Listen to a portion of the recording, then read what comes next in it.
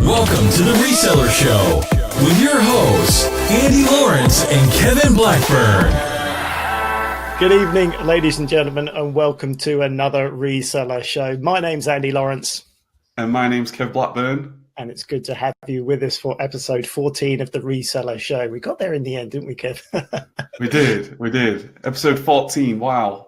That's the one. Good to have you on. As always, we've got a show with a few questions and a bit of news and hopefully a solid internet connection for my co-host over there.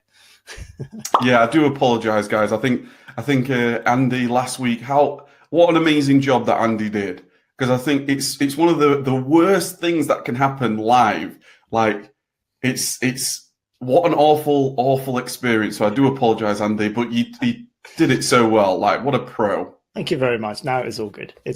We managed it. We got there in the end, so that was the main thing. But no, you did a good job of clearing it up on the edit. I'm sure there's a lot of people like, what happened? It was fine. Yeah.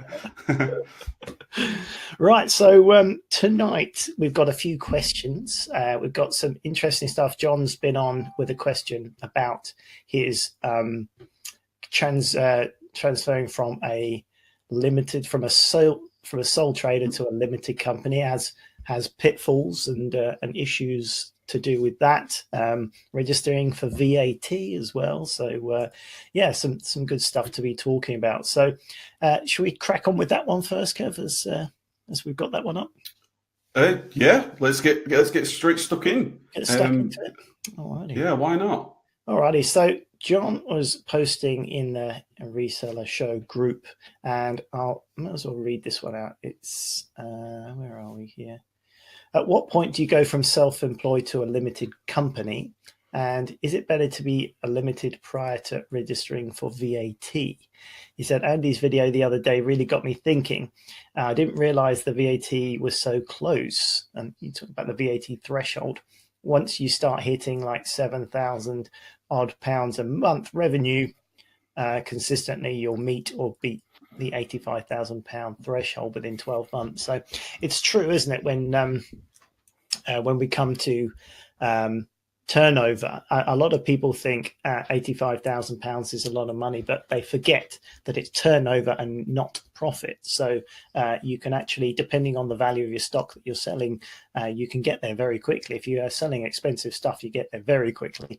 So yeah, it is something you need to plan in your business ahead of time and look into and research about and educate yourself on, because it's better to have a plan in place before you get there than it is to suddenly realize you're there and then you've got to do something about it. So that's definitely something you need to think about. In terms of limited company, I registered with a limited company, so I didn't have this, but I do know it is an issue with a lot of people getting account suspensions while they change from a sole trader to a limited company. That generally is the issue with this process. Amazon will suspend you until they've verified all your company documents and things like that. And I know you've had to go through this, Kev, so why don't you talk us through this one? I think it's definitely an interesting question to go through. Yeah, and it's actually a really good topic. It's a great topic because it's one of those things where, and I think this is where the community and the mastermind, everything that we do is so great, because if you got somebody, or if you got people that have experienced this and gone through it already and then sharing their experiences and their knowledge, then obviously the goal here is to make that transition as easy as possible. So what I can do is I'll just I guess share with you guys exactly what I did and what I experienced, and then to answer the specific questions themselves there, Jonathan. At what point do you go from self-employed to limited company? My recommendation for anybody who's potentially starting and not in this sort of scenario where you've already started is, if you're serious about, this as a business, if you're serious about actually getting started and potentially quitting your job or making it into some type of substantial business that's ultimately funding your lifestyle, I would recommend personally to start limited immediately. Like, don't try to do the transition later on, because one, there's never a great time to do that, because there is some stumbling blocks that you'll come across. So for me, back in 2015, I was working full time, and I didn't know. I had literally no business experience whatsoever. So I just started. I was just self-employed. I just started selling.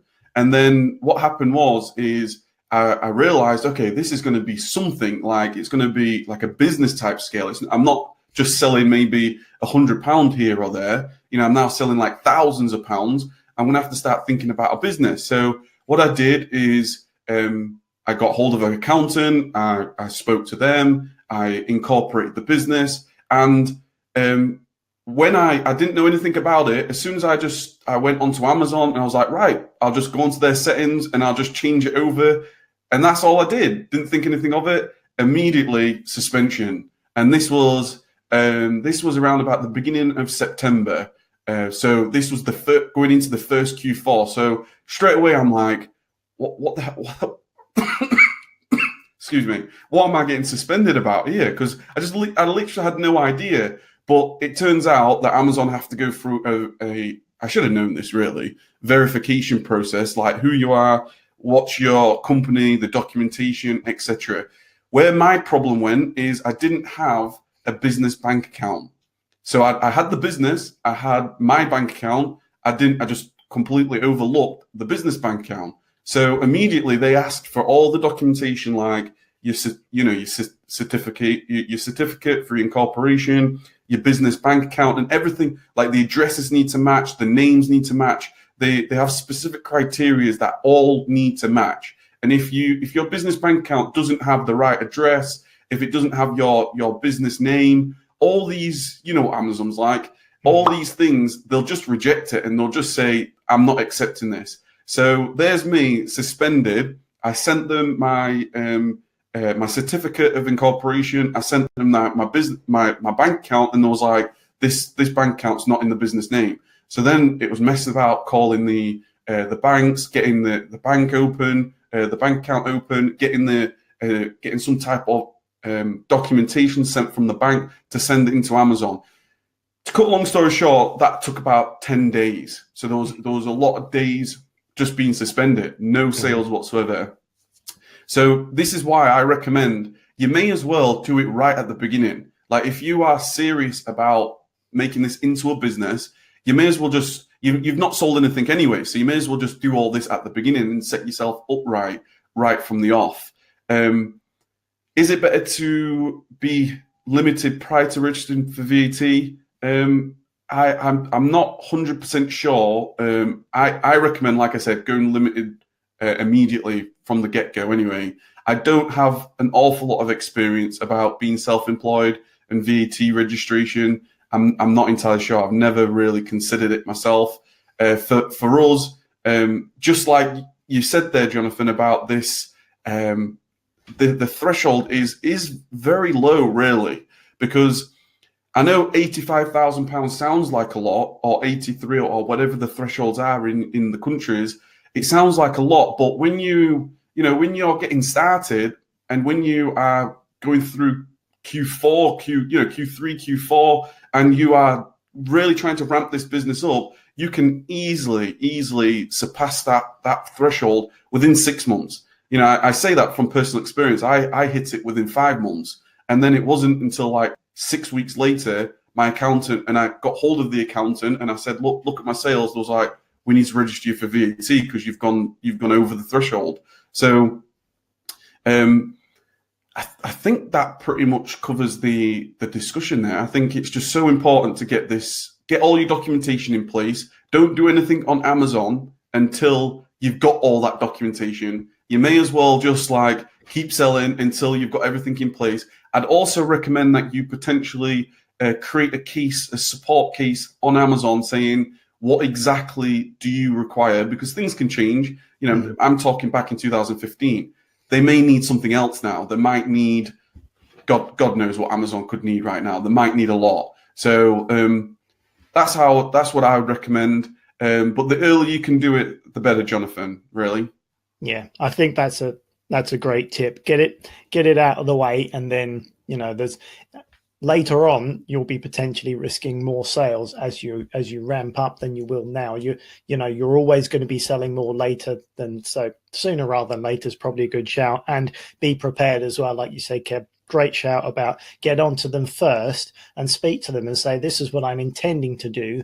Tell me what I need. Tell me what you want from me, and make a careful note, because there are things like the fact that your business bank account has to be in the name of the corporation that you're registering with, and things like this. There are little details that if it's not exactly right, they'll send you back, and that is what takes time. Because if you provide them everything that they need first time, then it's a case of as long as it takes them to check it through, which could potentially not that long.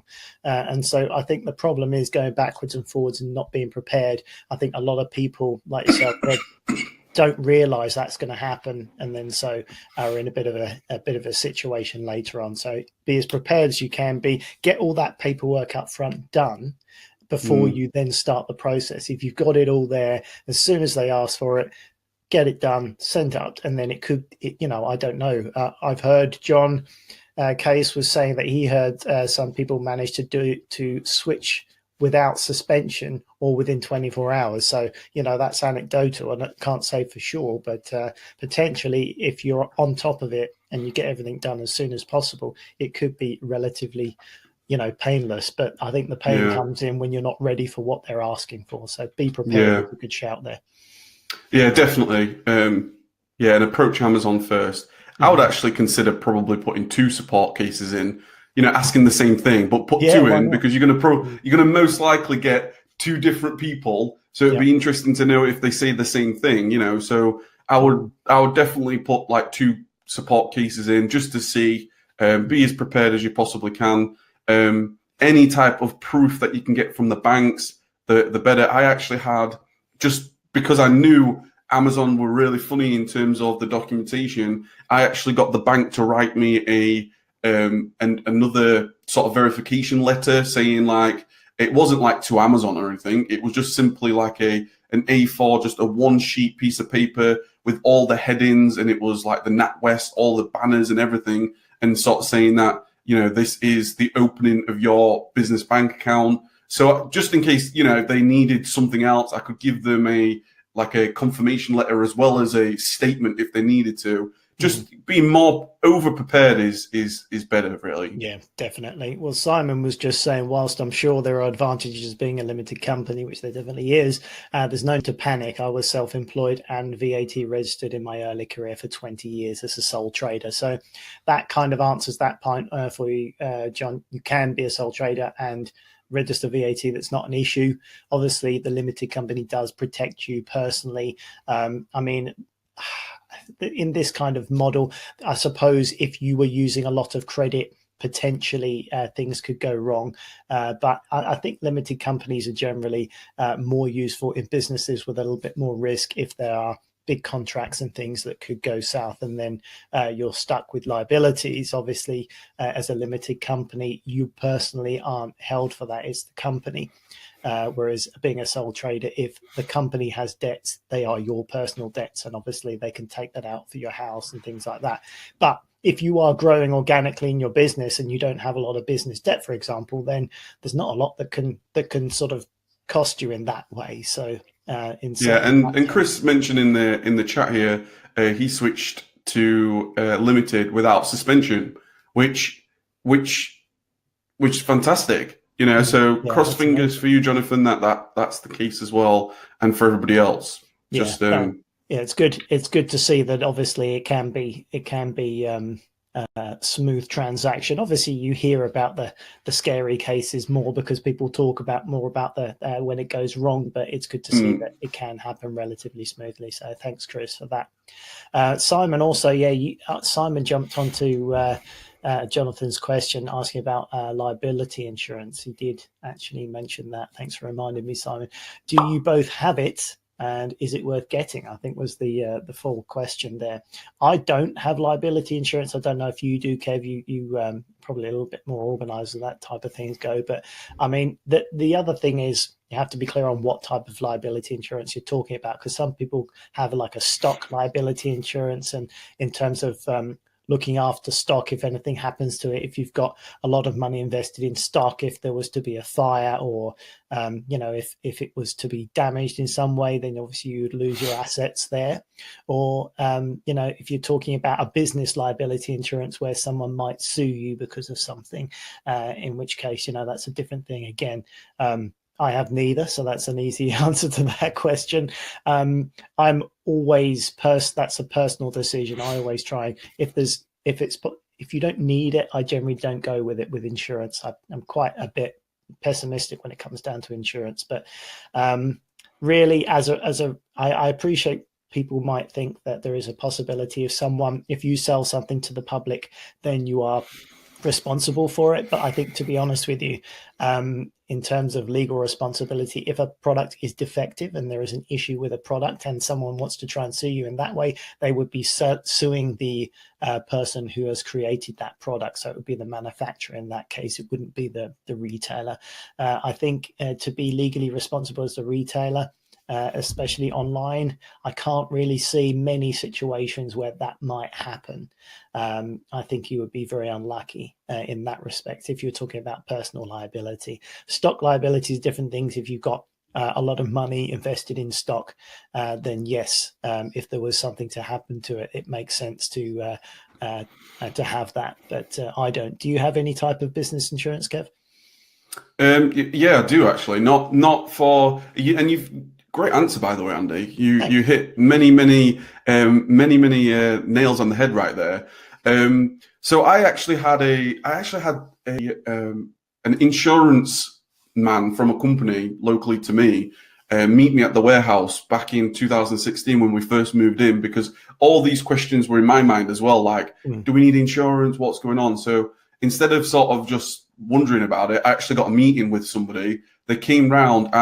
Basically, what he said, it was, and don't use this as sort of like insurance advice or whatever, but what he said was, if I manufacture a product, then I become liable for it. If I'm just selling, let's say I'm selling any type of particular product from a big name brand, or I'm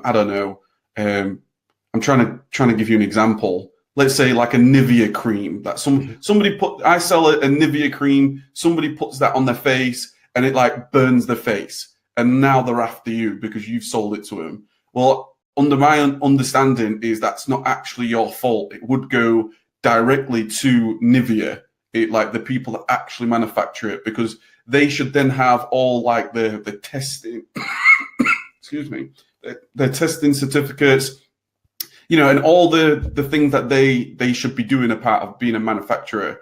The only thing I needed was stock insurance for stock. So depending on the value of stock that you might be having in your warehouse, Andy, for example, if you're storing some stock in your warehouse because you're not shipping it all at once, if you've got £20,000 worth of stock there, you may want to consider having some type of insurance just in case there is like a major flood or robbery or fire or something like that, because obviously you're going to be insured. And that's one of the things that I did a part of the prep service. Obviously, we do have other people's stock there, so it's important to insure that. A part of this sort of insurance, we do have a public liability insurance. If you've got a warehouse, for example, I'm not entirely sure where this lies in terms of your house, but if you've got like a warehouse, my understanding is like when people come into the warehouse, like deliveries get dropped off, and obviously I've got staff in there. You've got to have some type of insurance to protect them. Like if they fall over and bang their head, and they've banged their head on like your shelving or something, and now they're after suing you, you need some type of insurance against that as well. So, I mean, I think that's as far as insurance I go. So I've just got basically insurance that covers my stock, a value of stock, and just in case like somebody falls down the stairs or something and wants to sue me because I should have had like anti-slip things on the floor. Do you know what I mean? Yeah, no, exactly. Yeah, you're right. You have a business premises, and although not many people are invited to the business premises, and as a result of that, you have a duty of care for them. So yeah, that's absolutely right. Potentially, you hope it would never happen, but yes, if someone, even a courier's picking stuff up or dropping it off, if he was to have an accident on your premises, it is your legal responsibility. So that makes perfect sense to have. Yeah, and you go down people coming. Yeah, and you can go down the rabbit hole big time on this because Yeah. then you start thinking about what is the requirements for in a warehouse, like what health and safety signage should you have up. I don't know whether if you guys have ever been to my warehouse, and I don't know whether you spotted it last time you came up, Andy, but I've got specific like health and safety posters up on the wall just because prevention of slip, trips and falls. I've got to put a poster on the wall just in case somebody does fall, and then they go, hang on a minute, you didn't have a sign up. Do you know what I mean? You can go down a rabbit hole here, and you need to have like first aid signs up, and you need to have all these things, and you can go down the rabbit hole. You can end up spending like a fortune on like all these things for your warehouse and insurance and stuff. And like Andy said, you 99 times out of 100, you're most likely not going to need any of this stuff. It's just one of those things, isn't it? Yeah, I think common sense probably plays a part here. If you do what you can to keep people safe in your place, and as you say, there are situations where you need to put signs up and stuff. If you have people coming in, it's a whole nother ball game.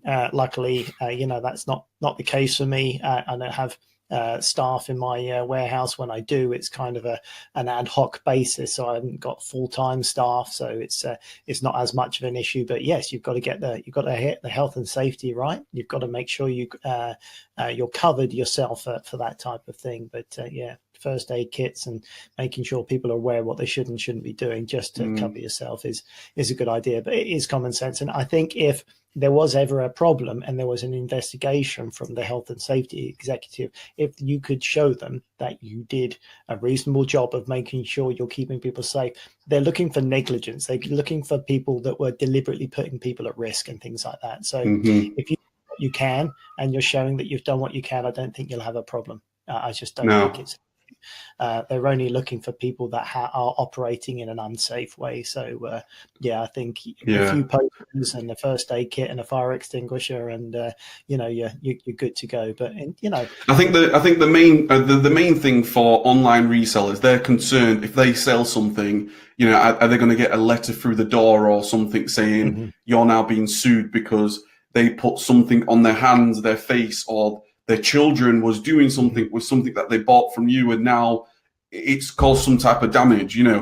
Ultimately, from my understanding, is it goes to the manufacturer, like Andy said. If you're, for example, a private label seller, that's why when if you're a private label seller in like supplements and things like that, that's why it's super, super important for your manufacturer to give you all the test certificates and all the quality assurance certificates, just in case something goes back on you, because that's slightly different, because that is then on you, because that's actually your brand, that's actually yours. So it's so important, and this is what some people don't do. That's why you're going to be very, very careful if you do go to China for.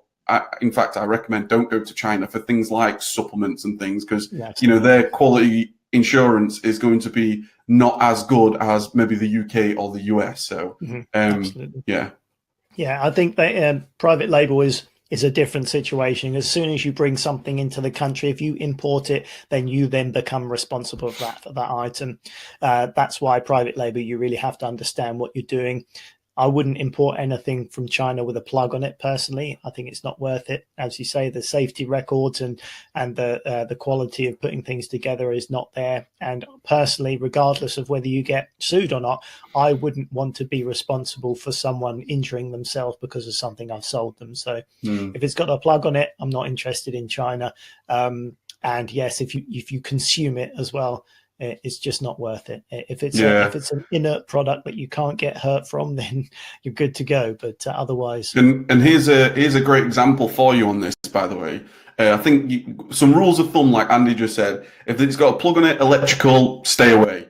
if you put it in your body, stay away. If you put it on your skin or something, stay away, because you just don't know what the quality assurance is it's gone through. But a couple of years ago, there was actually maybe a year or so ago. Do you know these black face masks? Is it like the black face masks, the scrubs and stuff? Yeah, those peel off masks. Right. A lot of them were all over Amazon with, and you could go directly to Alibaba and just you can see where these people are getting these charcoal face masks and stuff from. And when you looked at some of the comments, like some of the comments were actual people with red rashes on their face, you know, and like burns on their cheeks and stuff. And it's scary. not for it's not. You know, ultimately, you want to provide a good product and things, but just stay away. Just be in the UK, you know, source from the UK or like the EU. This one of the good things about the EU was they did do they have introduced a lot of legislation in terms of, for example, you know, electrical legislation to make sure that, you know, what you're plugging into your mains is not just going to cause a fire overnight and, you know, burn the house down. So, yeah. I think that covers all insurances there, really. Yeah, I think so.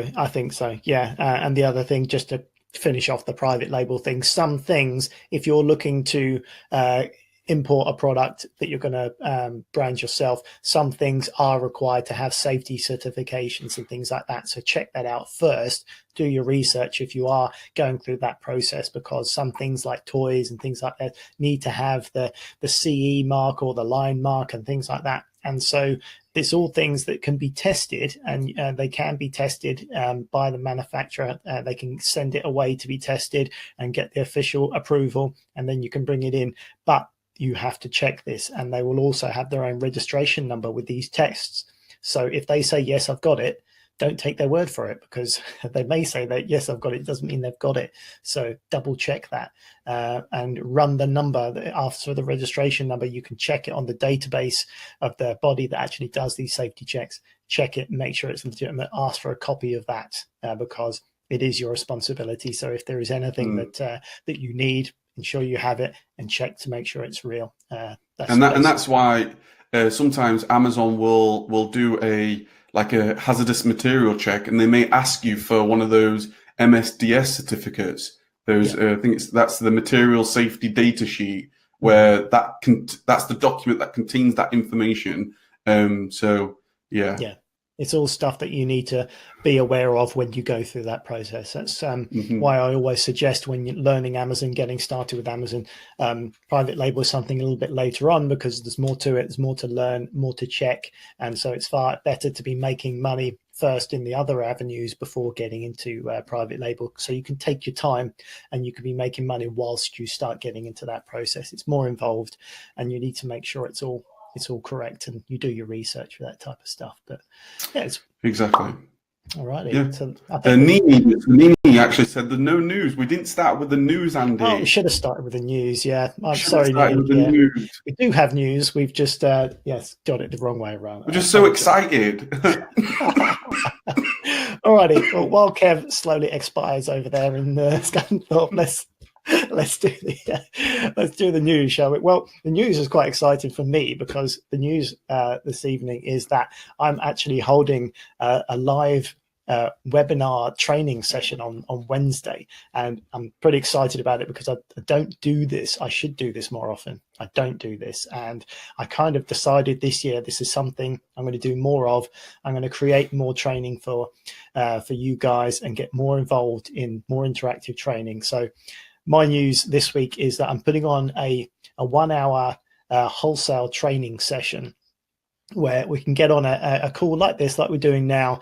And I want to go through the process of building a wholesale business on Amazon, break it down a bit, give you some ideas about some techniques to get hold of wholesale suppliers, sort of different techniques about how you can do that. I'm going to go through some of the most asked questions I get and explain how to get around the points where what do you do for space? How much money do you need? All the common questions I'm going to go through and show you how to build your business with the wholesale method, basically, because that's what I do. It's my kind of speciality type of thing. So if you're interested, it's free. You can just jump on and join me on Wednesday. It's this week Wednesday at 8 p.m. And what I've done, actually, I've got a URL which is wholesalehelp.tv, and I've actually directed that to the webinar registration page. So if you're listening and it's easier, just go to www.wholesalehelp.tv, all one word, and you'll get to the registration page there. And I'm sure we can probably lob a link in the comments box below. Oh, for sure. We'll in the show notes. Yeah, we'll put in the show notes. We'll put a link to that. Super exciting, Andy. That is super exciting because, funny enough, I actually I went to look around the warehouse today, and it was a huge warehouse, by the way. And one of the reasons why I look for I actually once a year at the beginning of the year, I try to do exercises of like the next thing, but like a really fast, stretched out goal. You know, like if for example you are living, I don't know, if you're just starting your business, then go view a warehouse. You know, it might seem like ridiculous, but go have a look around the warehouse. If you potentially have never purchased a house, then go look around the house like you're off to go purchase it, because it makes you like expand your mind. So today I was looking around the warehouse that's like 13,000 square foot or something ridiculous size. Huge. And huge. And but it really showed the potential, really, in terms of the scalability of what you can do and what some people are doing. Because I actually, to talk about the wholesale training, I was talking to somebody who ships like tens of thousands of units every single month. You know, tens of thousands. Like, the scalability of wholesale is crazy. You know, and I do think that, like, obviously a lot of people get started with retail arbitrage and online arbitrage, and you can get to a level where you can quit your job and get into a warehouse from doing these things. But if you want to potentially get to like shipping, you know, 50,000 units, and I think the cap, I don't know where the cap is on online arbitrage, but I know the cap in wholesale is multi-millions, you know, because we know people that have done it. So, you know, it's exciting. Simon asks, will it be recorded, Andy? Will there be a replay?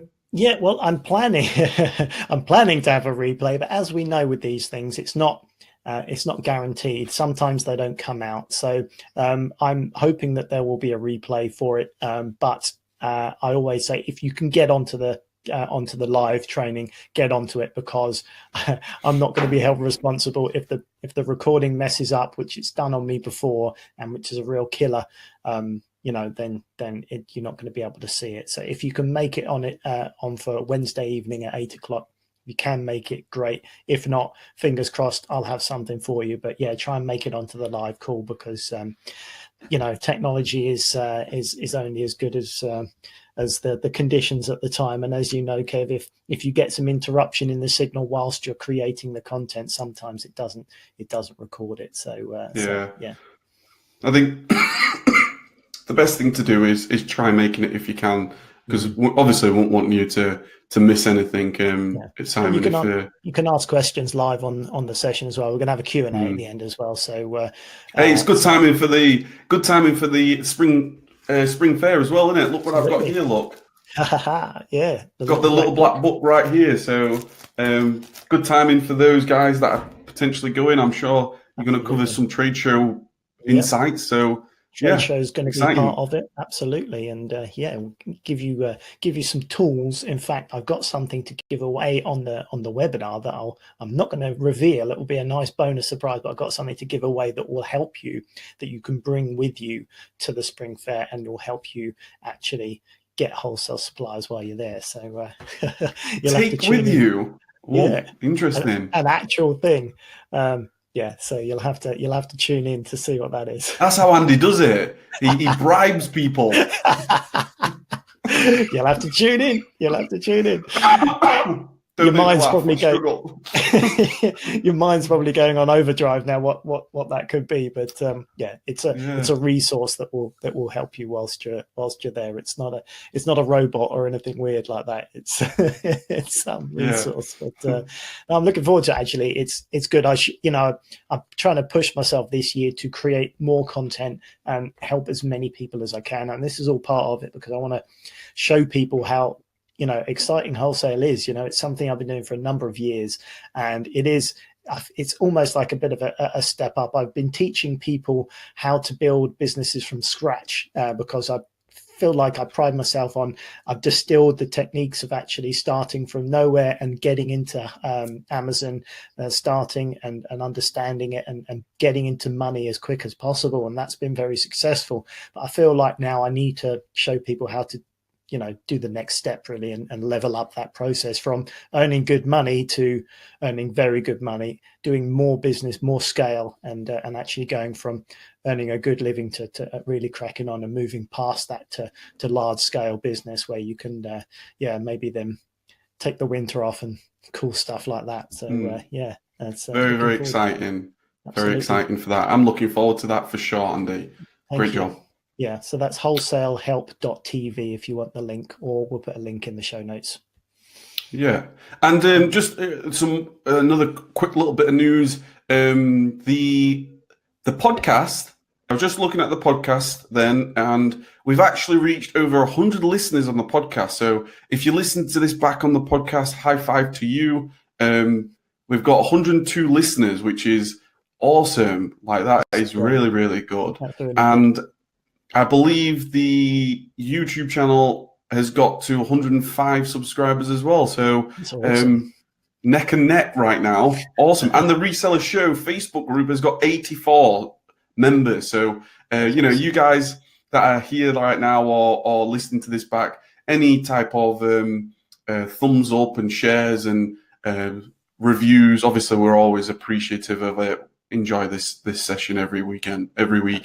Yeah, excuse me. Yeah, we do appreciate your help to get the word out there. It's always good, and thanks for listening, and thanks for tuning in and listening to us. It's great because we have the interaction with the guys in the live chat here, but it's nice to know there are people sort of downloading and listening in the car and listening while they're taking the dog for a walk, or all the different platforms like YouTube and the Facebook group as well is great. I've really been enjoying doing this with you, Kevin, sort of trying a different platform out and just shooting the breeze, because it's really interesting what comes up, and you always end up in an interesting sort of conversation as a result of just having a chat like this and sort of discussing things. Your viewpoints are quite often different to my viewpoints, and it always adds a lot more interest to the conversation. So I've been enjoying it for sure, definitely.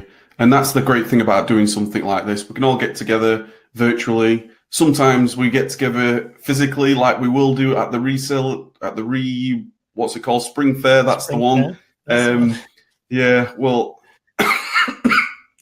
if you guys can make it, we're going to be there at some point to have a coffee and things. So that should be really, really good. And I was just about to mention something else, and I've totally forgot what I was about to say. Yeah, you had a bit of news, didn't you? Is that what you were going to say? You had a bit of news, and what did we? Oh no, was that? I don't know. Was that about the Spring Fair? No, you had something else, didn't you? No, I think it's gone. Not entirely sure what it was. Tune in next week for Kev's news. Oh dear, that's excellent. It's gone out of his head. Never mind. It was something to do with the show. I'm not entirely sure what it was, but we'll just make this up as we go along, don't we, Andy? Not to worry. We should probably write it down. Alrighty, so has anyone got any questions? We've covered the topics we've got for this evening. Has anyone got any questions for us this evening before we move on about our own evenings? But it's I think there was did you see the questions in the Facebook group from Nini? I think Nini's here tonight, so let's have a look at that then. Let's have a look. And that's the great thing about the Facebook group, guys. Like, we'll always check back on the Facebook group. Anybody's got any questions, then we'll definitely get to it. think there was a question. What is a good SKU number practice, especially when multiple people are involved? Okay, so I imagine she's asking about encoding your own SKUs, as in putting your own information on them whilst you're uploading things. So different people have different ideas. Some people like to put the bestseller rank in the SKUs, how much you bought the item for in there. It's quite useful sometimes if you're going back and you're looking at sales, you'll always have the SKU there to look back at. So it's interesting to have some information to to a quick reference. So yeah, I mean, the date is always automatically in there anyway when you create a product on Amazon. Bestseller rank is quite interesting, because what you can see with that, the bestseller rank at the time when you actually have the sale, you can see how the bestseller rank has moved between when you actually place the order and when it's actually sold. So it's a nice to know type of metric. I guess it doesn't have any specific use apart from being able to see how seller rank changes between when you actually get it and when it actually sells. Your price that you bought it for is quite useful. Obviously, if you put that in there, and the location that you got it from is also useful as well. If you look back at something for accounting purposes, it will give you a nudge to see where you've got something from. So yeah, there's all sorts of things that you can put in there. You can create your own little 3-letter sort of codes if you want. You could have TES for Tesco, and you can have various different other sort of codes that you can make a key of, so you can look back. So yeah, I don't think, have you got any other useful skewed encoders to put in your SKUs, Kev? No. I mean, there's obviously there's like you've just mentioned, there's a lot of things you can do. Simon just put in the chat now. I put purchaser, cost price, manufacturer numbers. Mm-hmm. I think it's really up to you guys what you do with the SKUs. Me personally, if you wanted my opinion, to me, I'm not going to sit here and say it's a waste of time, but at the same time, for me, in my business, I see it as a waste of time. Just simply because, like, the reality is, if I needed to find any product, I would just be able to find it just via the ASIN, and I'd just be able to find it immediately. And I could look back on any reports. I can find it on any spreadsheet. I can find all the information I need from the ASIN. The ASIN's then like the reference number where I potentially purchased, when I purchased it. We basically reference every line in our spreadsheet, which is already referenced anyway, from 1 to tens of thousands. So those references then match the invoice, VAT invoices, the receipt number. So all the documentation is all like in one sort of easily found and easily traced.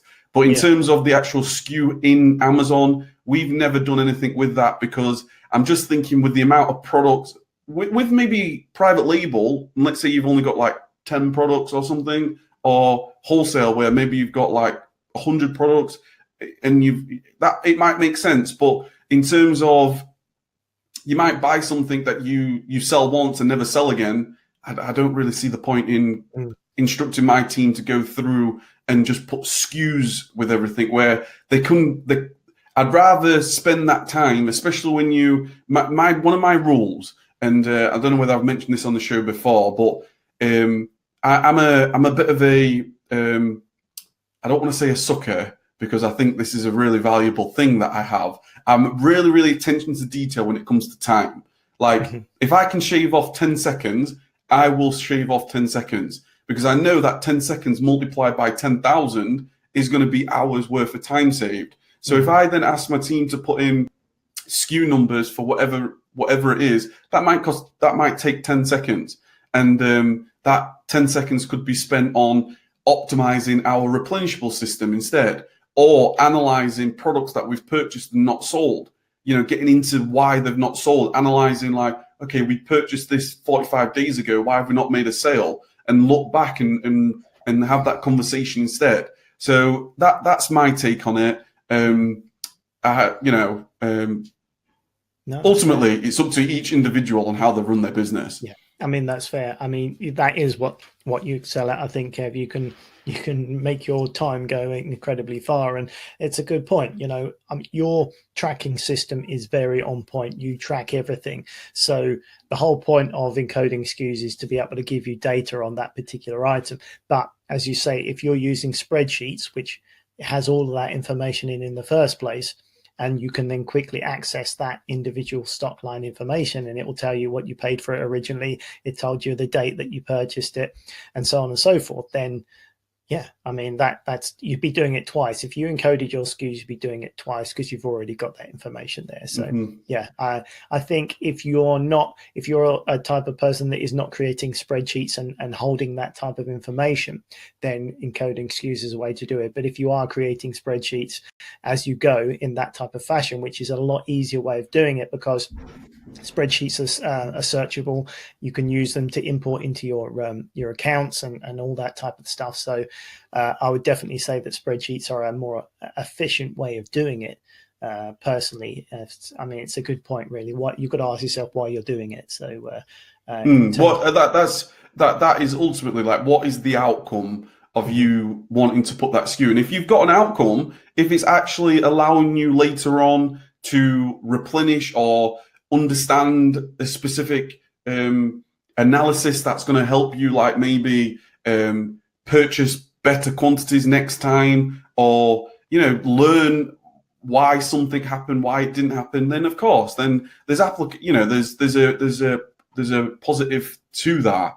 But it's all up to you, really. There's no right or wrong. I would just query, and I would just challenge you guys, when you actually think about it, if it serves a purpose and it serves a growth related purpose, fantastic, keep doing it. If it's not actually serving a purpose, then that time spent typing it in, or your team typing it in, your time is better spent somewhere else, or your team's time is spent better somewhere else. You might be going into wholesale, or you might analyze your results in your business, which would result in some type of growth. So I think that is what we've done throughout our business. Everything we do is growth related or some type of analysis related on like learning something. And if it doesn't tick those boxes, then we'll tend not to do it. But yeah, it's a great question though. It's a great question though, Nini. And it's a great answer, to be honest with you, Kev. You've hit the nail on the head there with that one. I think it's great. If it serves a purpose in your business, great. If not, there may be other ways of doing it which are going to save you time. So fantastic answer. And Nini also had another question. So thanks very much for using the Facebook group. Great job. Good morning, guys. I have already posted this on the UK book community. Just wanted an extra view from a different perspective from a non-book seller. What are your thoughts on the question? We have a dilemma. We have inventory, but no time to list. So we decided to hire help. What is a reasonable rate of pay for listing, cleaning, and parking? And anyone who's already doing so, what is your experience being? Currently, we are getting about 800 books a month. Any ideas, considerations, and advice? Welcome. Thanks in advance. Did you get that, Andy? Yeah, I got that. Yeah. I think that's probably listing, cleaning, and packing. There's probably a typo there, Nenny, but we get the idea. Probably not to do with parking, but yeah, that's. I was thinking, what is parking? Please, Nini, help me. Yeah, cleaning and parking of the books. You have to park the books specifically in an order so you know where they are. No, I'm messing with. Yeah, that's a good question, actually. And shout out to Luke Pastor and the UK Book Flipper community. If you sell used books or you're interested in selling used books, check Luke's group out. It's a fantastic group. He's got a lot of information on that stuff and some really good conversations in that group. So go check him out. So that's a great dilemma to have, Nenny, having 800 books a month and needing some help with cleaning them and getting them all packed up. So, yeah, I think it's one of these things, really, that if you're at that point where you're just starting to need help, it makes sense. That type of stuff is the stuff that you could be finding more more items to sell and getting more resources while someone else is doing the sort of like the less skilled work, so to speak. So personally, when you're getting to that point, you should, I mean, we don't know the quality of their books. If they are 800 textbooks a month, then you could pay someone a full-time job because you'd be earning very good money with that. If these are bulk books that haven't been scanned, then maybe there's less profit in them, in which case you might not have the profit to be able to pay someone as much money.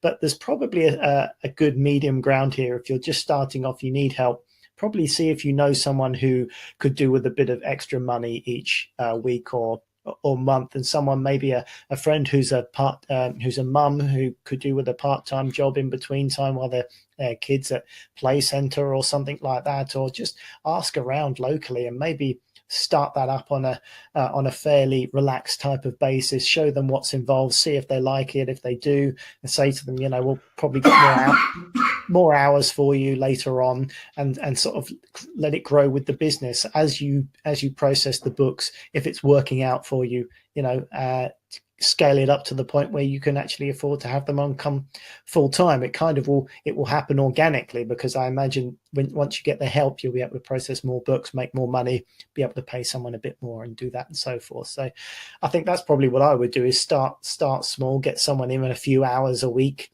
maybe a few hours a day, start getting those books processed, and and build it up that way. Pay them a bit of money per hour, and then once it's working out and it's working out for both of you, you're both happy, maybe then say, okay, can you come in 3 days a week? And then, can you do it full time, and just slowly work into it? I think that's what I would do. What do you think, Kev? I mean, first of all, what I was thinking here is, you said we have a dilemma. What I like to say is you have a champagne problem, because the truth is, like, you're now at a point where you're getting your business has grown, like you're getting more products towards you, whether you're doing books or online arbitrage or wholesale. I guess the whole dilemma, or the champagne problem, is you are growing to a point where you can't do everything, because like there's not enough time.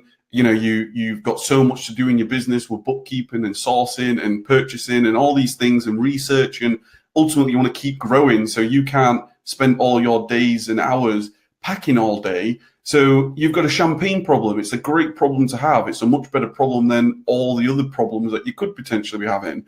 So in terms of, so you decided to hire for help, great move. A reasonable rate of pay, I think Andy pretty much hit the nail on the head. It all really depends on, ultimately the hours that you need. We started in I think it was like the February/March of 2016 when we first got our first processor in.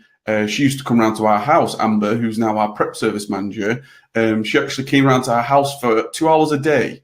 And that's all she was doing initially, because we didn't actually need her for like 8 hours a day. So it was like a gradual thing. And in terms of payment, I mean, here in the UK, there is like obviously minimum amounts that, like, especially if they're an employee, there's a minimum wage that you've got to pay them. But it really depends on if it's like an employee or not. If it's not an employee and it's more of a, I guess it's like a bit more of a as and when needed sort of thing. I don't know what the okay. Andy says casual. Yeah, a casual understanding. Doing a little bit of work from you. Then maybe once a week they come in for like 5 hours, and it's a like nice little bit. Thanks very much for your help.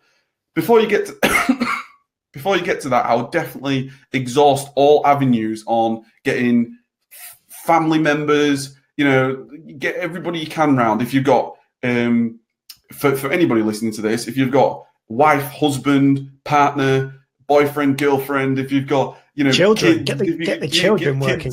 Get everybody, like, because you need that. Like, I've got photos still, because I took photos throughout. I take photos all the time just because I like to remember the journey. I took photos of us, 8 o'clock at night on our dining room floor. There's Kylie, there's me, and Theo, our son at the time, 7 years old.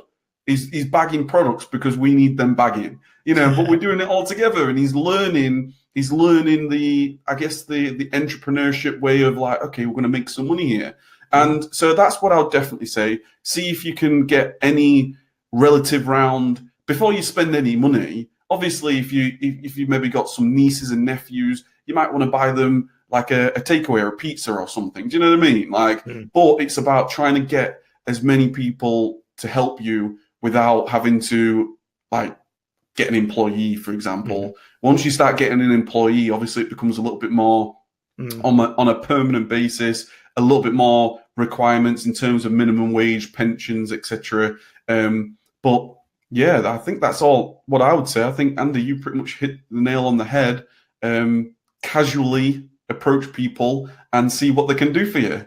Yeah, I definitely think there's quite a jump between an official, as you know, Kevin, an official employee with all that entails, employee liability insurance, tax issues, holiday, sick pay, and all this stuff. There's a lot of extra admin, a lot of extra work. So you need to make sure they are earning you a decent return for all that additional work you have to put into to maintain an employee. So certainly the difference between that and that can easily be filled with a casual relationship with someone where would appreciate a bit of extra money or just a bit of help in return for, as you say, some food or general bribery is great start. But make it casual to begin with. I think we're all grown-ups here. We can understand there should definitely be a period where you've both got to try and see if it works for you. If it works for you and they're coming in on a more reliable basis, then you can then start making it more of an official sort of situation. But obviously don't take this as official advice. It's just having a chat here and saying what we might do. So hey, you do what you got to do. At the end of the day, like I want to stress, this is a great situation to be in when you're growing in your business and you've got too much to do in the day. That is ultimately where you as a business owner, and this is what I try to talk about all the time. This is my message, really. It's about recognizing, and this is what you've done. You've recognized that you're at the point where you've got this dilemma. You're growing all the time. You're getting more stock. You've obviously got a great supply of books. So now is the time for you to think, what moves am I going to make strategically? And then in the short term, you might get somebody casually to help you now and then. Like you may be, for example, you might be expecting a spike in demand next Thursday. So you casually approach somebody like, do you want a little bit of work next Thursday? Come on in for a few hours. We've got a shipment arriving or whatever. Then that's what you do. And if that started to be a bit more consistent,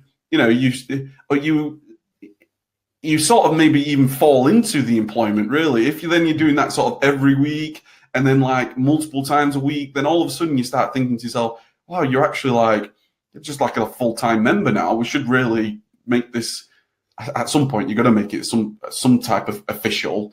But yeah, let us know what you think about that, Nini. If there's anything in there that's been worthwhile, and anybody else really, where I see us, especially us guys that watch the Reseller Show, the community, we're very much building businesses. So like, you want to be strategically looking at your business and how we grow in business, building relationships. You're the one that's going to the trade show and trying to open new accounts. That's where I position myself. Like, I want to be the one that's, okay, I'm going to open the accounts, but then I've got a team that's going to actually process things. And that's what you're finding now, Nini. You want to be the one, if you're doing books, you want to be the one that's getting new suppliers of books and trying to get more and more towards you. And before you know it, you'll be at 2,000 books a month and then 3,000 books a month. And then before you know it, you've got this big operation where you're like, wow, it's amazing how quick things can go. Yeah, and that's it.